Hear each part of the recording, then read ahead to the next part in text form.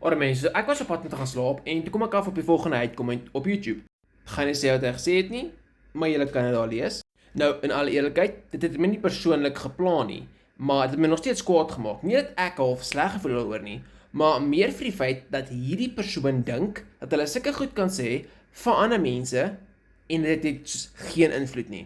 Ek het die afgelope paar jare baie gegroei in my geloof en dit het my baie gehelp om meer standvastig te raak in wat ek glo en wat ek dink van myself.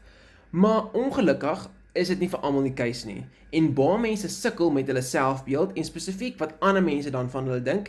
En vir daai persoon wat daai comment gelos het, het ek die volgende vraag. Wat sou jy gedoen het as jy die rede was? Jy alleen die rede was dat ek my eie lewe geneem het.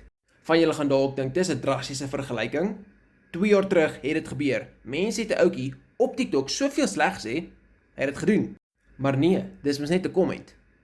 Is dit? Onthou net, in die moderne wêreld is sosiale media geïntegreer in ons alledaagse lewens. En daar pleeg omtrent 3000 mense elke liewe dag selfmoord. Jy moet nie die rede wees dat dit 3001 word nie. Want ek kan jou waarborg, as jy moet weet dat dit jou skuld is, gaan jy nie baie cool voel oor jouself nie. En as jy 'n mens is wat sulke tipe comments los, weet net, dit het heel moontlik 'n groter impak as wat jy dink. Mag julle almal 'n geseënde aand verder hê.